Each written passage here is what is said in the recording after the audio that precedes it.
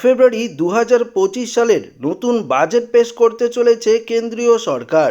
তবে এই বাজেটে ভারতবর্ষের সমস্ত পুরুষ, মহিলা ও বয়স্কদের জন্য 6টি খুশির খবর ঘোষণা করা হবে, যা এই ভিডিওটিতে আপনারা ডিটেলসেই জানতে পারবেন। তো বন্ধুরা, কি কি ঘোষণা করা হবে এই ভিডিওটিতে আপনাদেরকে জানিয়ে দেব। তো আপনারা অন স্ক্রিনে দেখতে পাচ্ছেন এই মুহূর্তে 1 ফেব্রুয়ারি 2025 পার্লামেন্টে বাজেট পেশ করতে চলেছেন ভারতের অর্থমন্ত্রী নির্মলা সীতারামন। এই বাজেটে ভারতবর্ষের সমস্ত গরিব ও মধ্যবিত্তদের জন্য 6টি খুশির খবর দিতে চলেছে কেন্দ্রীয় সরকার, যা এই ভিডিওটিতে আপনারা বিস্তারিতভাবে জানতে পারবেন। প্রতি বছরের মতো এবছরও বাজেট নিয়ে ভারতবর্ষের সাধারণ নাগরিকদের একটা আশা রয়েছে, কেননা এই বাজেটে প্রতিটা দেশবাসীর ওপর সরাসরি প্রভাব ফেলবে। তো বন্ধুরা, আসুন আমরা প্রথমত দেখে নেব কি খুশির খবর ঘোষণা করা হতে পারে কেন্দ্রীয় সরকারের তরফ থেকে।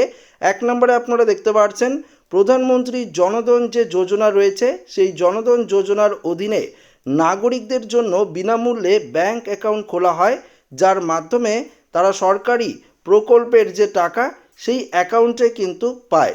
তবে আপনাদেরকে জানিয়ে দিই, এই জনধন যোজনার অ্যাকাউন্ট হোল্ডারদের 10,000 টাকা ওভারড্রাফটের সুবিধা কিন্তু দেওয়া হয়, যার মাধ্যমে তারা তাদের অ্যাকাউন্টে জমা করা পরিমাণের থেকেও এক্সট্রা এই 10,000 টাকা কিন্তু তুলতে পারবেন। ধরুন আপনাদের ব্যাংক অ্যাকাউন্টে 4,000 টাকা রয়েছে, তবে এই 4,000 টাকা না, আপনারা কিন্তু 14,000 টাকা তুলতে পারবেন। এক্সট্রা যে 10,000 টাকা, এই 10,000 টাকা ওভারড্রাফটের সুবিধা পাওয়া যাবে। তবে এই বাজেটে এই জনধন যোজনাকে নিয়ে আরও খুশির খবর দিতে চলেছে কেন্দ্রীয় সরকার। পাশাপাশি আপনারা দেখতে পাচ্ছেন 2 নম্বরে বলেছে বর্তমানে প্রধানমন্ত্রী কিষাণ যোজনার মাধ্যমে প্রতি বছর কৃষকদের 6,000 টাকা করে দেওয়া হয়। সেই বিষয়ে আপনারা প্রত্যেকেই জানেন, 3 কিস্তিতে এই 6,000 টাকা আপনারা প্রত্যেকেই হয়তো পেয়ে থাকেন। তবে এবার জানা যাচ্ছে এই টাকার অঙ্কর পরিমাণ কিন্তু দ্বিগুণ করতে পারে কেন্দ্রীয় সরকার। হ্যাঁ বন্ধুরা, অর্থাৎ 12,000 টাকা পর্যন্ত করা হতে পারে, এমনটাই কিন্তু সূত্রের খবর পাওয়া গিয়েছে। তবে বাজেটে এই টাকা বাড়ায় কি না সেটাই এখন দেখার বিষয়। পরবর্তী আপনারা দেখতে পাচ্ছেন 3 নম্বরে, দেখুন এখানে কি বলেছে, দেশের গরিব চাষিরা যাতে সহজেই ব্যাংক থেকে ঋণ নিতে পারেন ও কম সুদে ঋণ পান, তার জন্য কিষাণ ক্রেডিট কার্ড চালু করা হয়েছে। বর্তমানে এই কার্ডের মাধ্যমে 3 লক্ষ টাকা পর্যন্ত লোন নেওয়া যেতে পারে।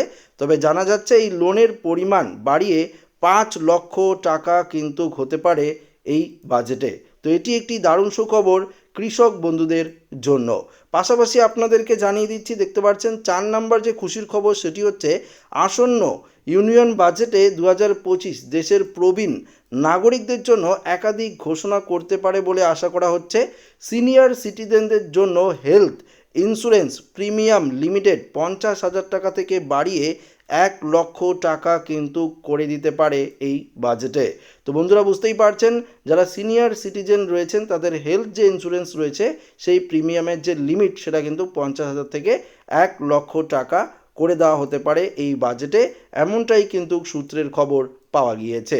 পরবর্তী আপনারা দেখতে পাচ্ছেন 5 নম্বর যে আপডেটটি রয়েছে সেটি হচ্ছে ইতিমধ্যেই দেশের বিভিন্ন রাজ্যে প্রধানমন্ত্রী আবাস যোজনার দৌলতে ঘর তৈরি করার কাজ কিন্তু চলছে। তবে এবার জানা যাচ্ছে 35 লক্ষ টাকা পর্যন্ত দামের ঘর বা ফ্ল্যাট কেনার জন্য সরকারের তরফ থেকে হোম লোনের ওপর সাবসিডি দেওয়া হবে। তবে এবার এই টাকা বাড়িয়ে 50 লক্ষ টাকা হোম লোনের ক্ষেত্রেও লাগু করা হতে পারে। তো বুঝতে পারছেন, হোম লোনের ক্ষেত্রেও কিন্তু সাবসিডি বাড়তে পারে, এমনটাই কিন্তু কেন্দ্রীয় সরকারের তরফ থেকে খবর সূত্রে উঠে এসেছে।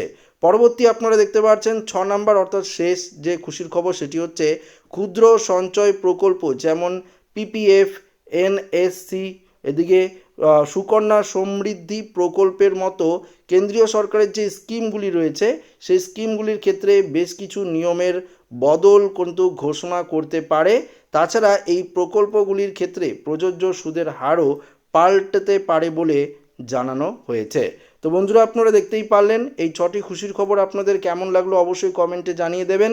এছাড়াও আপনাদের কেন্দ্রীয় সরকারের তরফ থেকে এই বাজেটে কী প্রত্যাশা রয়েছে কমেন্টে জানাবেন। ভিডিওটি ভালো লাগলে লাইক করবেন, বন্ধুদের সাথে শেয়ার করবেন, নতুন হয়ে থাকলে চ্যানেলটিকে সাবস্ক্রাইব করে নেবেন। ধন্যবাদ।